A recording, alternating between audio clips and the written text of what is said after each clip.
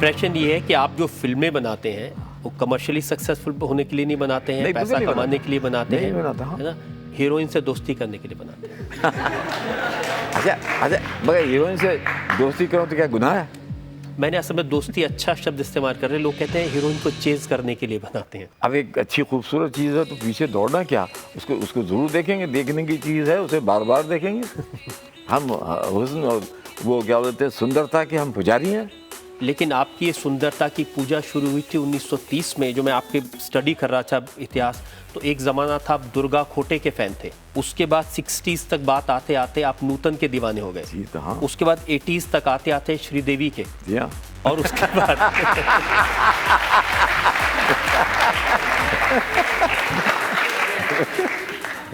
और उसके बाद आपने दामन थामा माधुरी दीक्षित का। जी हाँ।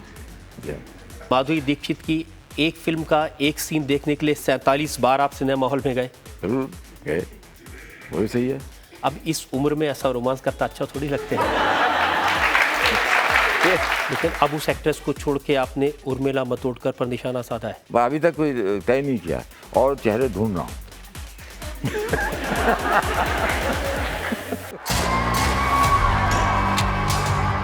दस साहब लोग कहते हैं कि आप भले आदमी हैं, सीधे साधे इंसान हैं, अच्छे आदमी हैं, तो राजनीति में कहाँ फंस गए? राजनीति तो कोई अच्छे घर के लोगों का काम नहीं है। इसका जवाब देना पड़ेगा मुझे। जवाब तो देना पड़ेगा जी।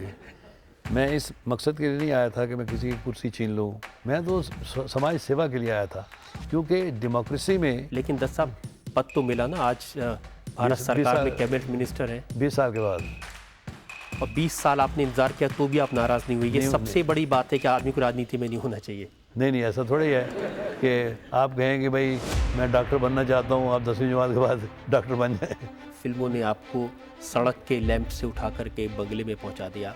जिसको जनता ने कलाकार के तौर पर प्यार किया, वो आदमी अपनी कलाकारी छोड़ के राजनीति में कलाकारी दिखाने चला जाए, ये तो ठीक बात नहीं हुई। क्या हुआ कि मैंने ये फिल्म बनाई, रॉकी फिल्म बनाई, और उसमें मेरा लड़का बड़ा कामयाब हो गया। तो मैंने कहा कि अभी एक बयान में दो तलवारें तो रह नहीं सकती, या संजय दत्त रहेगा या हम रहेंगे।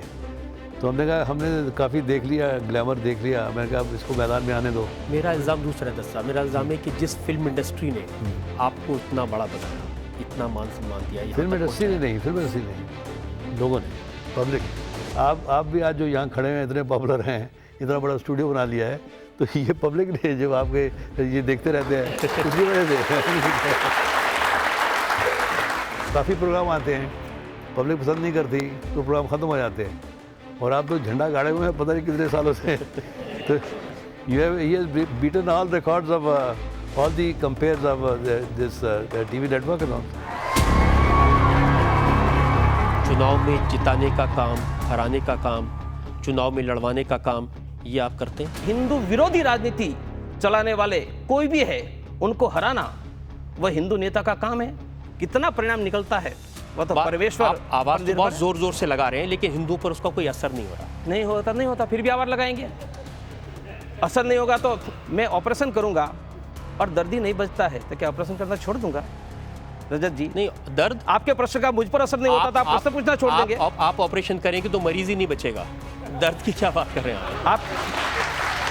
आपकी रजत जी जानकारी के लिए मैंने 10,000 ऑपरेशन किए हैं, और 10,000 ऑपरेशन में एक भी डेथ रिकॉर्ड ढूंढकर मेरे सामने ला दीजिए। कम से कम मेरे टेबल पर पेशेंट नहीं मरा है। बस फर्क इतना तुगड़े है जी, आपके ऑपरेशन से लोग नहीं मरते, आपके आंदोलन में लोग मरते हैं। आपके पास वेरीफाइड फैक्ट नहीं है, फिर भी आप पूछ रहे हैं, तो आप जानबूझकर मुझे बदनाम कर रहे हैं। बदनाम तो आप है ही, मैं क्या करूंगा उसमें?